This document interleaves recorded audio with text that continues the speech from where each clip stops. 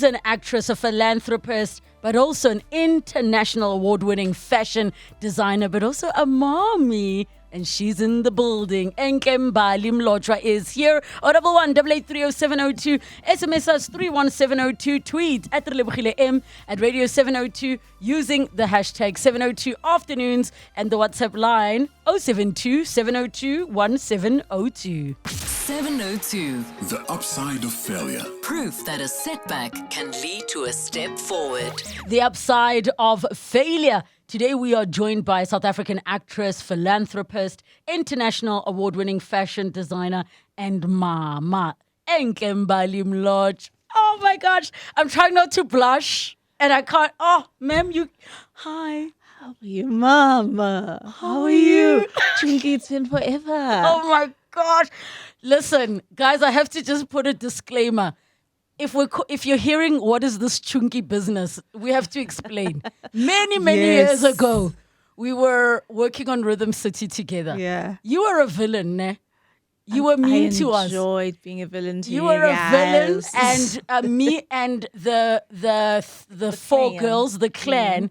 I don't even remember what our storylines were. I completely forgot. Nah. The industry has showed us so many other scripts. Yes, But I do remember we had such a blast we together. had so much fun. It was a lovely cast. And man. somehow in that period, we came up with nicknames for each other, and Chunky And where did stuck. Chunky come from? I don't 'Cause even we all called each remember. other Chunky. The nickname came, but we stuck to it because you're still saved in my phone as As Chunky. Chunky. And whenever anybody's like, who's Chunky? I'm like, I can't explain. Don't worry. Don't she worry, knows. she knows. But here's something funny. So I found out later in life that my, those cousins that are old enough to be uncles, those cousin uncles, my mom would tell me that when he was small, they used to call him Chunky. So when she heard me saying God. Chunky, yes, so now I call him Chunky and he gets mad every time because he No said the name ways. is reserved for Batwa Bagolo that call him Chunky.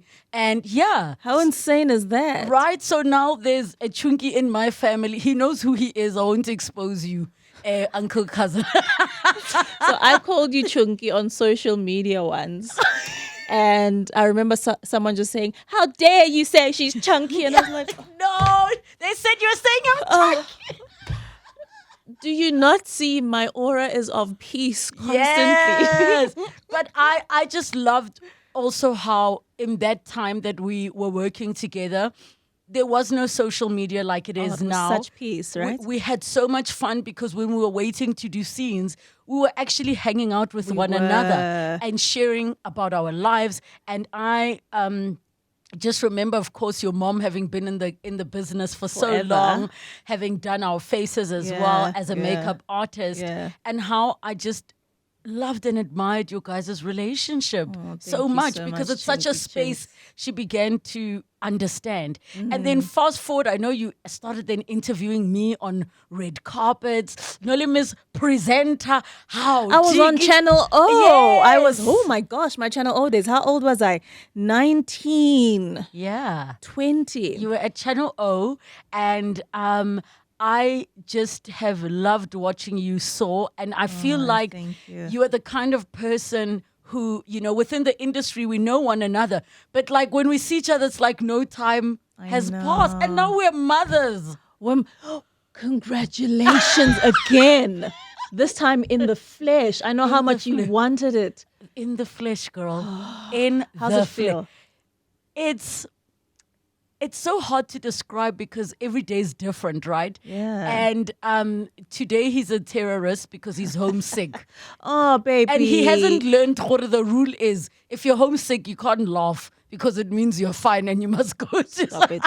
Stop it. Leave the kid alone. He's allowed to be happy in sickness and in health.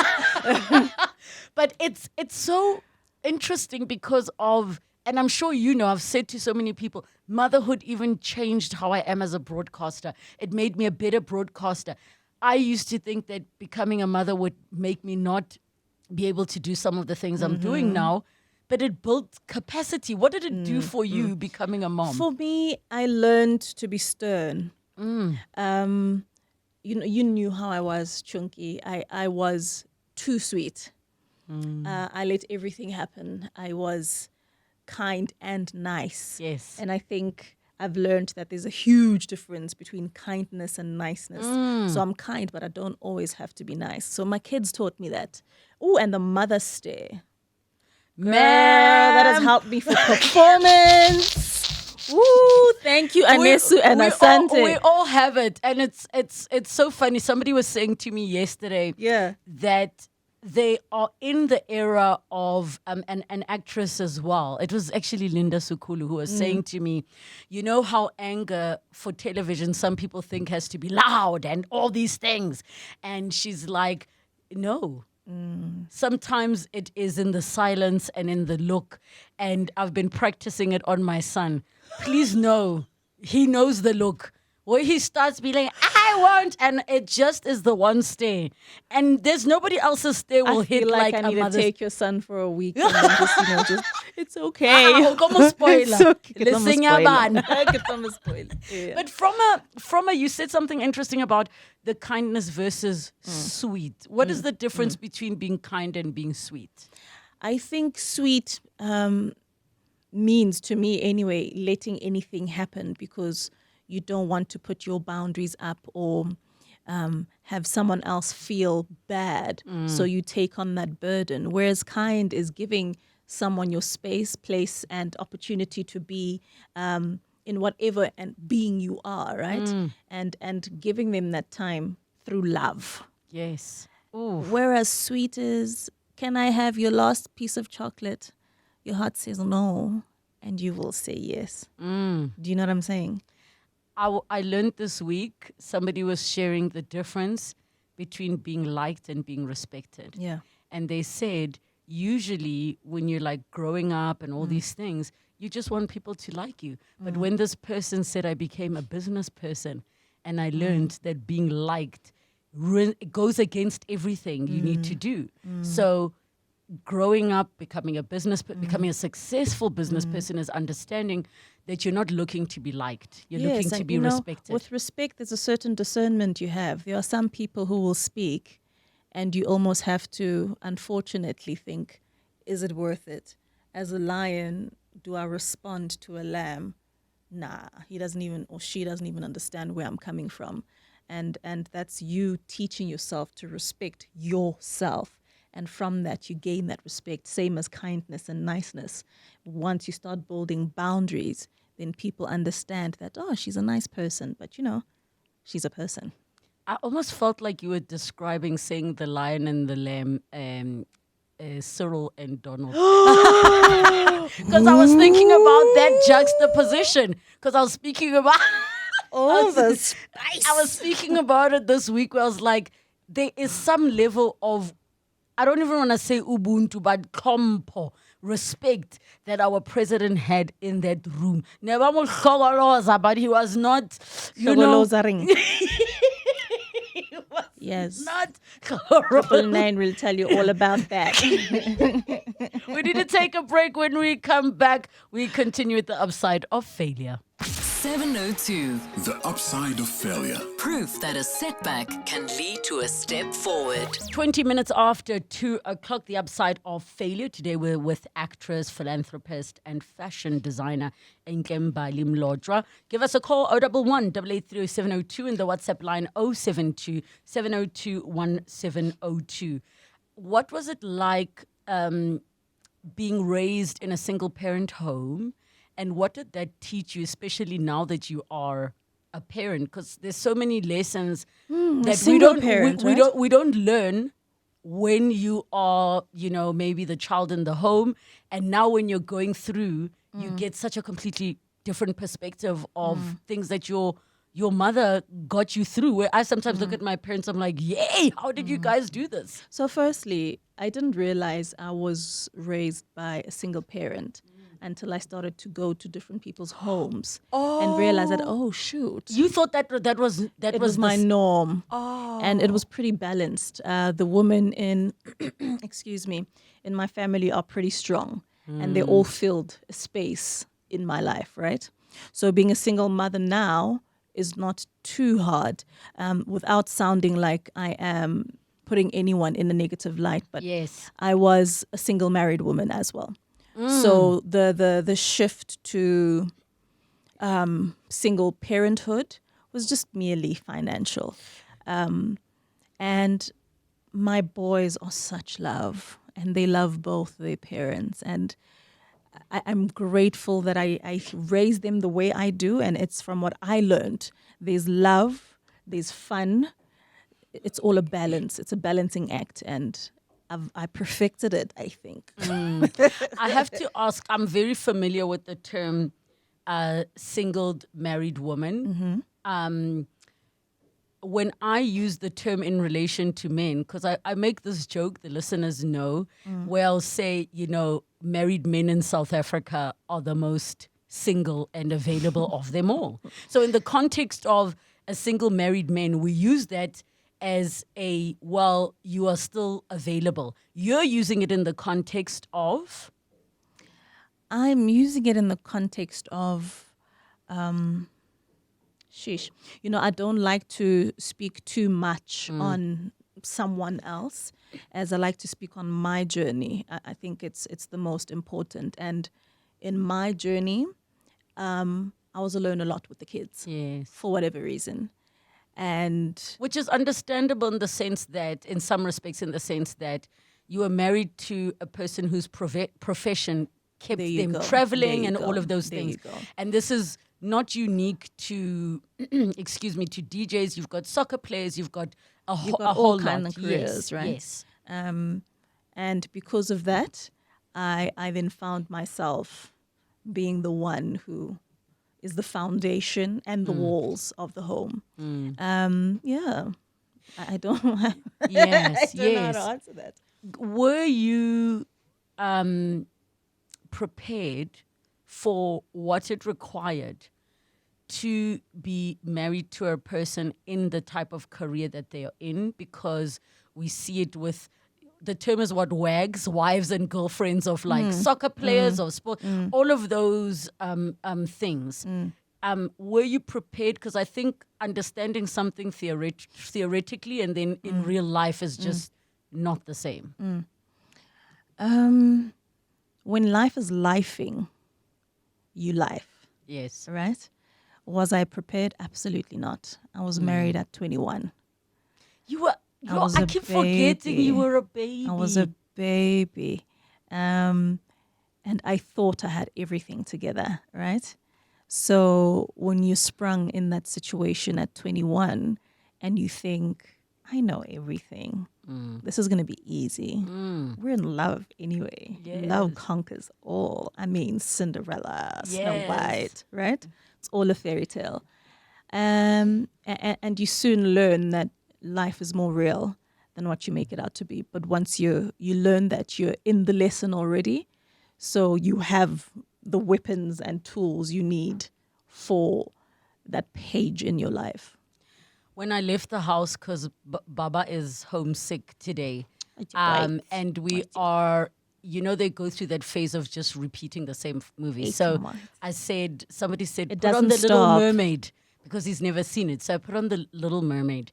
And if you haven't seen a movie like that in years, you forget the storyline. So there I am getting sucked in while doing some work. And then the scene came where she saves the guy, and then she decides, I'm going to go to this evil woman, Ursula, to help me become a woman because I need to be with this man. Based off of one meeting. In his mind, it's that voice, I'm in love. So then it culminates in the evil woman Ursula's trying to get them both. And this man says, Ariel, she says, you need to go, it's dangerous. They're in the water and he says, Ariel, I can't leave you. And the thought in my mind was like, guys, ropile, Disney. No, Disney did in our brains, women a disservice. We thought it was, you meet once, you're in love, he meets, you're in love, and they live happily ever after. And I just was like, guys, because we grew up with that messaging until, of course, Brooke Logan entered the picture. And then things changed. So what was your view and understanding of what love looks like? I didn't have an example of love, right? But I knew whatever it meant, I had to create it myself. This was a story and a chapter I had to create in my life for myself, right? I knew I wanted a partner that was all about us and the family. I knew that I wanted a partner who could protect me. I knew that I wanted a partner who could be loyal, not only to me, but the family. I knew that I wanted time. There's nothing I feel giving someone your time is the most expensive gift you could ever give them and the most meaningful gift you could ever give someone. I knew that's what I wanted. But life quickly teaches you that circumstances aren't quite the way you would like them to be.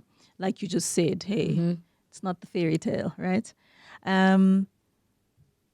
But there's something in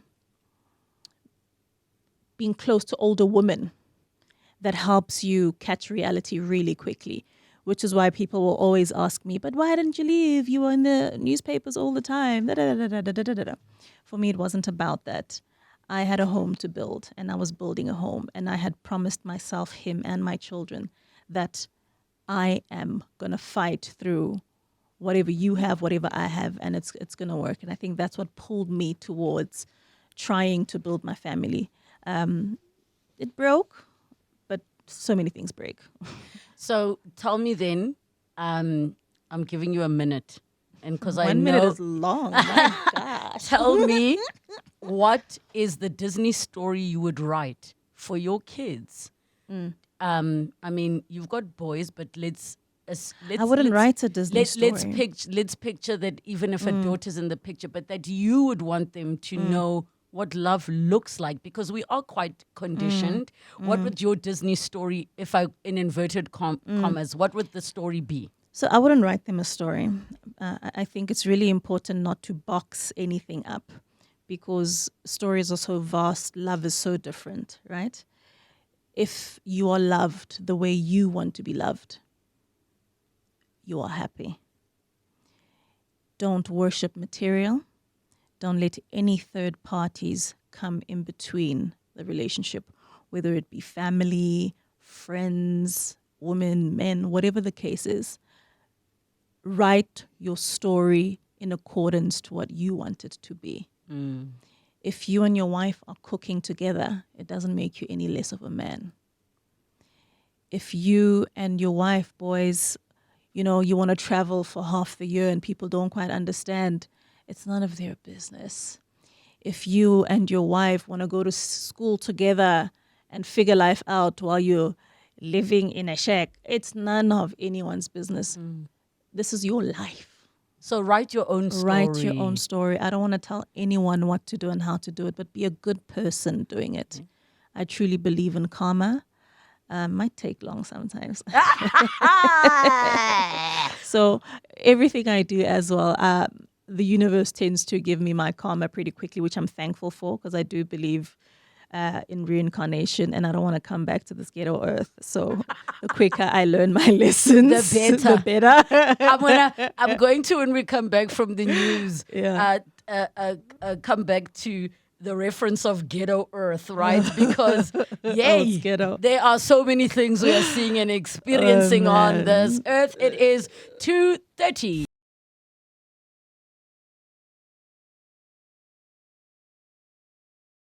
Side of failure, 22 minutes to 3 o'clock, and we're together with Enhle Mbali, actress, philanthropist, fashion designer, and mommy. And we take your calls with your questions and comments. 011 883 0702 and the WhatsApp line 072 702 1702. Have you ever acted with Vusi Kunene? Yes, I have. Yes, I'm just trying to think where. I feel like I've seen you guys There's somewhere. so many projects. Sometimes You lose track. Yeah, we lose track. I lose track of character names, stories. It just all becomes one mushing off on off. I love that. I have to ask, I recall, when we were looking back, it was Channel O acting and you were like busy. And then it felt like you just disappeared. And by disappeared, I mean, we obviously know people have lives, but we didn't see you anyway. And the next time that we were seeing you, it was like, okay, she's doing her mom thing. And I'm going to tell you something that I've never shared with you before.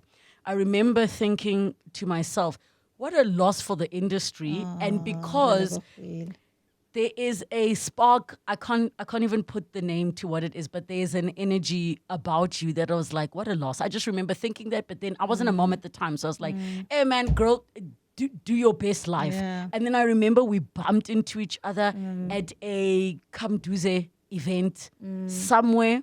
Your husband at the time was playing. We hadn't seen each other. And then I was just like, this woman is now dressing Beyonce. How man? Okay, things are working out. I want to know from you, was it a very intentional decision to say, I'm going to take a break to do this mom thing? It was definitely an intentional decision, but it doesn't necessarily mean that it's a decision that I was happy with and wanted to be a part of.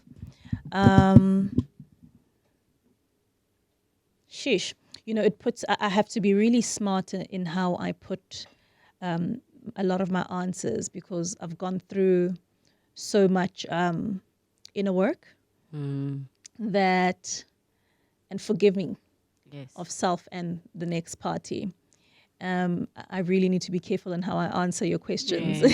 No, and also we know that how we word things, how we say things are now heavily scrutinized. Exactly. Clipped and taken out of context. A lot of things I've said and done have been taken out of context.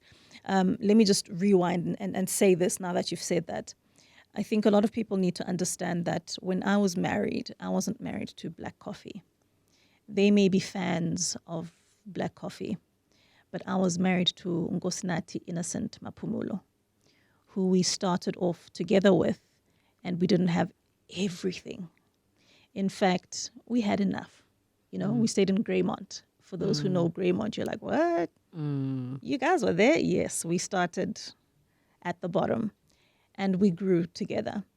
And sometimes in the growing, people grow apart. In the growing, there is control. And sometimes, have you ever seen images or those videos where someone has a dove in their hand and they try to let it go and it's dead? I've seen them. You know what I'm saying? Yes. So my answer to this question is, I think I was loved so much that I was like that dove that the person held on so tight. By the time they just gave me some space to fly, my wings were broken. So I had a lot of inner work to do to fix my wings, and they are fixed. They are fixed. I hope that answers your question. No, it definitely does. Yeah, It definitely does. And I think also I can hear vibrating. Just Someone's calling me to tell me I'm on you're radio. on Someone is calling me now to say, hey, I'm listening to you on radio. Don't do it. I think you've described what many people do describe, particularly people who have been in any kind of long-term relationship where it doesn't even have to be marriage, but where your lives start to be intertwined together. Yeah. Do you think that there is a way that people are able to merge their lives with someone without losing themselves? Because it's such a Definitely. common thing. Even the ones that do choose to stay together, Definitely. where this person doesn't remember who they are outside of being Mang Mang's wife, Mang Mang's partner, Mang Mang's mother. And I think it's from a lack of boundaries. I think I have a level of self-awareness that I didn't have when I was 21. I have a level of strength that I didn't have when I was 21. I have a level of self-respect that I didn't have when I was 21. So marry older. Yes. Rule 1. Marry older, as in not When an older you person, are when you are older, older. get married. So let's Yes. rephrase that. Get married when you are older, wiser, smarter, have accumulated your own, and come into a space where, yes, you will grow together, but it doesn't feel as if we're following one direction. We're both going into one direction together.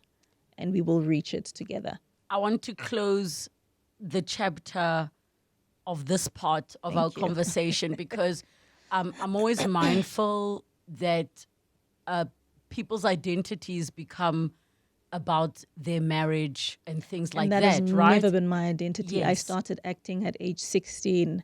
I was, still taking taxis in town. People saying, Precious! Yes. Ufunani emateksini wena? Kanti ama-celebrity athatha amateksi. And I had to force myself to buy a car because hearing that every single day was a lot. Yes. So I had to remind people of my identity. I knew my identity, but because they are fans, Yes. they took the person who they are a fan to and said, "Oh, Enhle, under the shadow." And I Yes. said, "No, I've been acting since I was 16. Yes. I was on Channel O. I was on red carpets. I had my own life. I had my own apartment. I had a car. I was no longer taking taxis. You know what I'm saying? Yes. I was building a beautiful career, and I had a vision.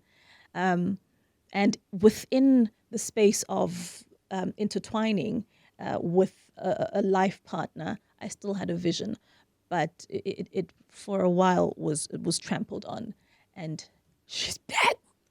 So, so let me say this as my final question around this chapter. What is the biggest lesson you take from a marriage coming to an end, which many will say, you are a failure. What is that biggest lesson that you take out of this? And you can even take into consideration not just the part of what happens behind closed doors, but also the fact that you were married to somebody who is a public figure while you are also A a public figure. My takeaway from that, sure, there's so much to say. I love myself, Relebogile, and I can say that proudly, right? And at times that love is stripped away from you because you are made to feel like you are not worthy. I don't need to go to the moon because God has given me the universe. If I want to go to the moon, I can take myself there.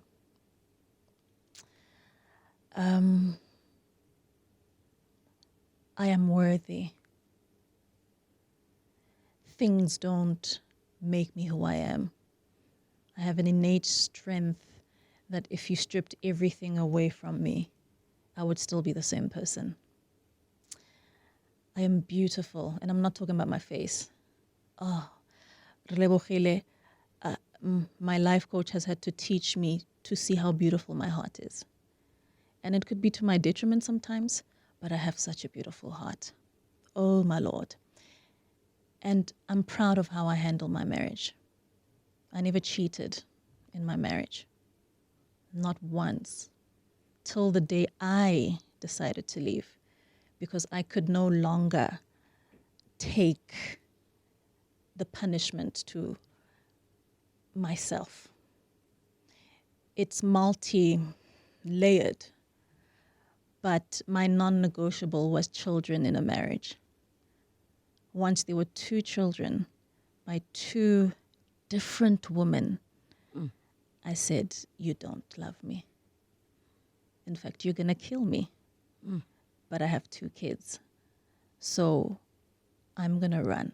You know, there's that gospel song that goes, Balega, Yes. Kenyawo Zombili. I did it, ma'am. And a lot was said while I was leaving, a lot of untruths. I lost a lot of respect for my partner. I forgave him for the apologies I never got. I forgave myself for getting my inner child. I forgot my inner child. I forgot the 20-year-old, the 21-year-old, the 28-year-old. Their dreams. I remember who they are now, and we're moving together so beautifully. And I don't want, this is a beautiful interview. Thank you, Relebogile. I don't want people to take away from this, to take sides. Now I love Black Coffee's music. I might not have a lot of respect for Nkosinathi Maphumulo. But that nigga, Black Coffee, he's talented. He's extremely talented. And Enhle Mbali is out of this world talented. So I want people to be able to separate the two and let Enhle Mbali and Black Coffee be separate entities. But Mbali Mbotja Maphumulo and Nkosinathi Innocent Maphumulo are going through something right now, and it's a divorce and it's not done, and allow them to get through it. It's not news, it's life. Oh. We take a break. When we come back, we continue. No to The upside of failure. proof that a setback can lead to a step forward. 7 minutes to 3 o'clock, the upside of failure. This is your last chance to get your question or comment in. 011 8830702, the WhatsApp line 0727021702. We are chatting to Enhle Mbotja, Enhle Mbali. Mbalenhle is the other girl. Okay, so in the Enhle Mbali is the new. actress. I see, Yes, I see. yes, Okay, yes. so one message on the WhatsApp line says, Enhle, I'm so proud of you, Sissy. I'm also from KZN. So beautiful to hear you speak. The wisdom and strength you have, you already have victory on your side. As for anything else, give everything to God. Nothing you have done in good faith was ever wasted. Amen. You will be rewarded in this very life. More and more grace to you, blessings to you and your children. I receive. Another one says, the tears in my eyes right now. I don't know her at all, but she's speaking to me. Thank you, Relebogile, for bringing her. Relebogile, I agree. This is such a beautiful interview. I also agree. Her tone of voice reveals her beautiful heart. From Dr. Philemon Mahuma. Another one says, it's not news, it's life. That was a snapback. I don't read tabloids nor watch TV. I'm forever being filled up by my daughter and my partner. I love them both and I respect them too much. And I absolutely love that. What was the reason that you didn't go and finish your fashion degree at the time? This girl was so annoying. So, and I need to be kind to myself, I take Yes. that back. So I was working. Yes. I was paying my own fees. I was living life by myself. My mom couldn't. So I had to take it all upon myself. And I couldn't finish studying fashion management. And I haven't forgiven myself for that quite as yet. I know it was tough and I couldn't. But why? Because you already have a fashion brand. I know. So why can't you My forgive thing- yourself? My thing is, I should have at least finished. It's the finishing. When I start, I finish. So I'm back at school. I'm at school doing For short reals? courses all the time. I do 6-month courses, 3-week courses. Can I share something But now I'm with doing you? a proper degree again. Can I share something with you and yeah. why? So Mandy Wiener was saying something to me because we have a book club feature today. Yeah. Anyway, she said to me, being this avid book reader and book lover, she never used to put down a bad book she had to finish. And I said, why? And she said, I don't know, loyalty to the author, loyalty to reading. Yeah. But now she's realized it's okay to put something down, even if it's not bad, but because other things are there. And Absolutely. if anything, I think you got the most education actually doing what you're doing. It's so true. It's so true. Because here I am, I own an amazing fashion house of Essie. We have Essie Apparel, Essie Man, Essie Couture. We've showcased worldwide. We've showcased in South Africa. We've won international awards. We've been in Vogue Italia. Girl, I can't breathe saying all of this stuff, but I'm really proud of myself for the work I have done since 2019. It's been absolutely amazing. It's been a ride. It's all God. It can't possibly be me. Another message says, divorce from a painful marriage is always a blessing.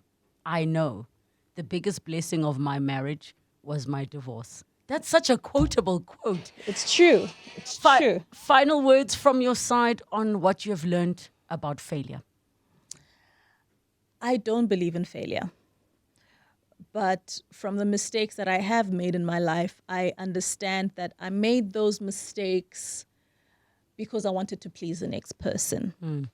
So my empathetic, self-pleasing 15-year-old became a problem where I find myself in a whirlpool of problems that aren't my own. I find myself in a tabloid where I'm like, no, that's not true. Not even that videotaping is true. But I found myself in trouble for that. So I have stopped. It's me first, my children. And that's how it goes. That's the hierarchy. Everything else falls below that. I love myself. It's the most beautiful thing. It's a big life lesson that we all need to learn. Self-love. I wish we had so much more time together because we could talk forever. Forever, baby. But I want to just say I am proud of you. You've grown so much. You are so beautiful inside and out. And I feel like you are in your cocooning butterfly era. And I cannot wait to see what else is to come. Thank you for coming. I love you. Mwah, love you. 702. The upside of failure. Proof that a setback can lead to a step forward.